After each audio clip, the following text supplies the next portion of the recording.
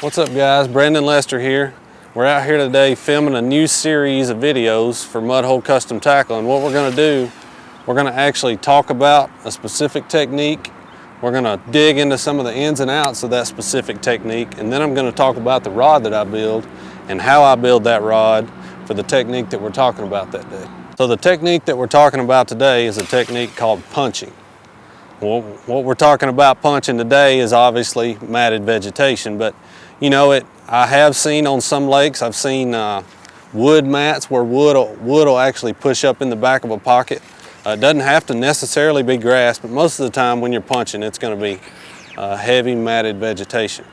But you know, the reason why punching is such a great technique is because anytime a fish has a canopy over the top of their head, there's going to be bait fish and stuff right up and underneath that canopy. So when you actually put that bait down through there, it goes down so fast, it looks like an injured bait fish. And those fish, I mean, they can't resist it. They've got to bite it. But, you know, punching, a lot of people think of it as kind of a southern technique in the southern region of the U.S. And it is, undoubtedly, Florida, Alabama. But, I mean, I've caught them as far north as New York punching as well. I mean, on Lake Cayuga and the St. Lawrence River, you can catch them really good punching there also. So a typical cast, whenever you're punching, you want to take your bait and you want a nice soft presentation. You want to take your bait, land it on top of the mat, and make sure it falls all the way through. See how my line fell slack right there? That means the bait's all the way on the bottom. When the bait hits the bottom, I want to pick up on it back to the top of the mat and let it fall back again. Pick up on it to the top of the mat, let it fall back again. Now when you let that bait fall, don't give it any resistance. Let it fall on a complete slack line, because that's how you're going to get your reaction bites. You want that bait to be falling really fast when it goes through that mat. Most of the time I'll yo-yo that bait. When I pitch it in there, let it go to the bottom, I'll yo-yo it 3 to 4 times.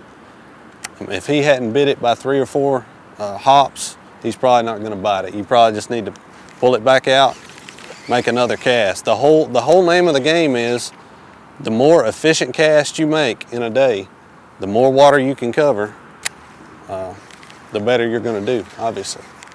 So the setup I'm using today, all this is, I've got 65-pound braid. I've got 2 bobber stops on there. That's to keep your bait pegged and keep your weight from sliding up the line. I've got 1.5 ounce tungsten weight. You're going to go anywhere from a 1 ounce up to a 2 ounce, depending on how thick the vegetation is. Most of the time, 1.5 ounces is what I go with, probably 80% of the time. A 4/0 Mustad Grip Pin Max flipping hook. It's very important. It's got the keeper on it. Doesn't let your bait slide down. And then this is just a black sapphire colored Zoom Z-Hog. I really like that Z-Hog. It's got a really good glide to it, a good compact creature bait. As far as the rod and reel, I like any high-speed bait casting reel, a 7-1-1, 7-9-1. You want something that takes up line really fast, and that goes back to just being more efficient.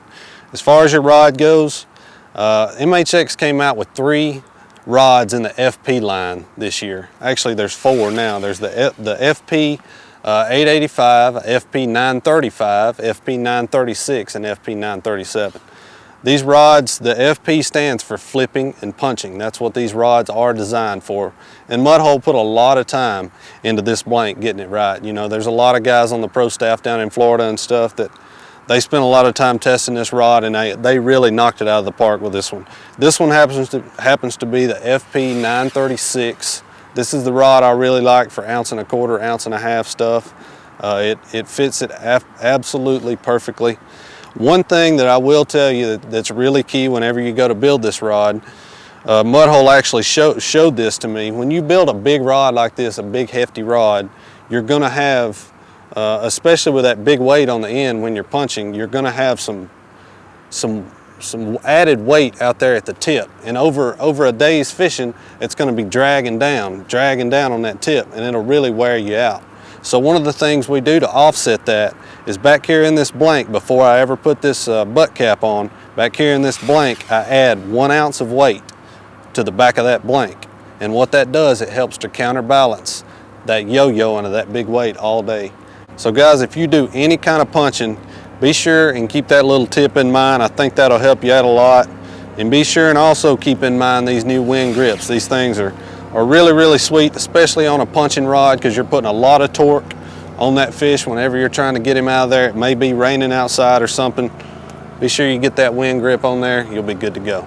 So as you can see, punching is hand-to-hand combat, and in my opinion, it's as fun as it gets. It's my favorite way to catch them.